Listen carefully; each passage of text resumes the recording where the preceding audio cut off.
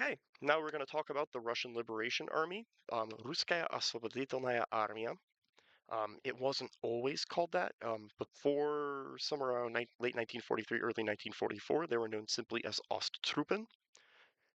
And after the end of 1944, they became known as the KONR, Committee for the Liberation of Peoples of Russia, Комитета Освобождения Народов России.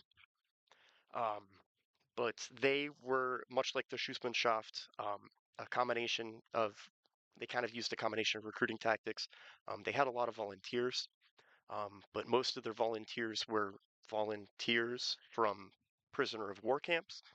Obviously, in 1941 and 1942, Germany took massive, massive numbers of prisoners of war, millions of Soviet soldiers, and in a lot of their propaganda, especially as the Schutzmannschaft started to be formed, they tried to win over the peoples of Russia, saying that they were fighting against Bolshevism and such.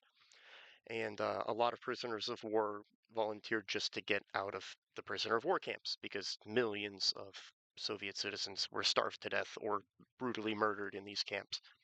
So it's certainly a situation to get out of.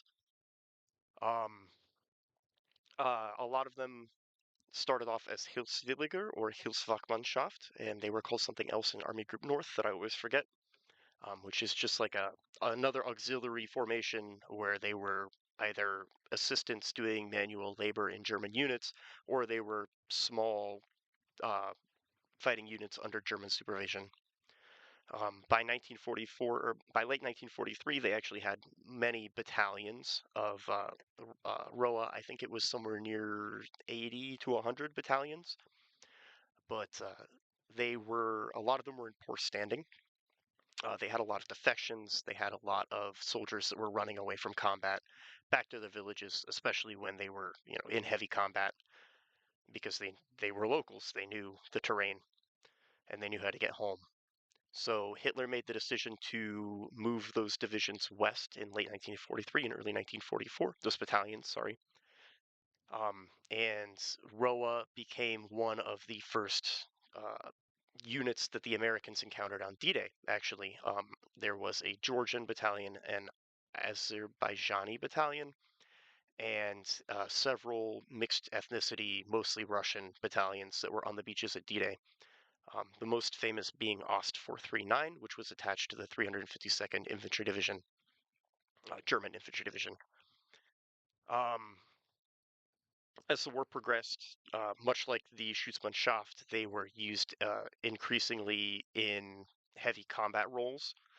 Um, I mean, they were also used the whole war as interpreters, along with the Hilfswachtmannschaft and Hilfswilligers, um, uh, to assist German soldiers. But by late 1944 and early 1945, they kind of realized, like, hey, yeah, we're not going to win this one, guys. The German army's already been pushed out of the Soviet Union. There were a few examples of outright mutinies. There's one battalion in eastern France. I can never remember the number, but they actually killed all of their German cadre and then ran away to the French resistance. Um, there, and the most famous, of course, is the KONR. He said, I think it's Kaminsky, um, who uh, basically defected, joined the Czech resistance, and fought for the liberation of Prague against the German SS.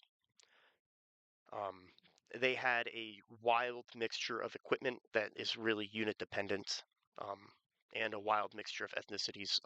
ROA uh, was, in theory, commanded by Vlasov, but it was actually just commanded by the Germans. Vlasov being a Soviet general who was encircled near Leningrad in 1941 and quickly realized, because of direct orders from the Central Committee, and he uh, defected to the Germans. But yeah, they had a very wild mixture of equipment, a wild mixture of ethnicities. A lot of them used captured Soviet weapons, a lot of them got German weapons, all sorts of captured second-grade equipment. Um, the There's a lot of famous pictures from D-Day of American soldiers with PPSHs, Maxim machine guns, SVT-40s. Those mostly came from ROA troops. And I think that's all I got to say about that. There is a very large unit that does ROA at Conneaut, at DDay Conneaut, which is one of the largest World War II reenactments in the United States. And I'm really happy to be able to participate with them. We actually got featured in one of World War Wisdom's videos that actually just posted like a few hours ago. Um, and it's nice to see like the actual defenders of Normandy be portrayed as these second-rate um, soldiers. It kind of goes against both like German propaganda that their army were ethnically pure, um, American propaganda that the defenders of the Normandy beaches were Hitler's best, and Soviet propaganda that these soldiers never existed in the first place. That all Soviet citizens were happy with the rule that was occurring at that time and happy with Stalin and such. Um, but the leaders of that unit are Logan Steffen and Cornelius Donovan, as well as Wolfgang Landers and Jonathan Barquette. Jonathan Barquette unfortunately could not make it to this call, um, but they do a lot of other units, or a lot of other events. I believe some of them are coming out to Hazleton, and they do tacticals in Enfield, North Carolina.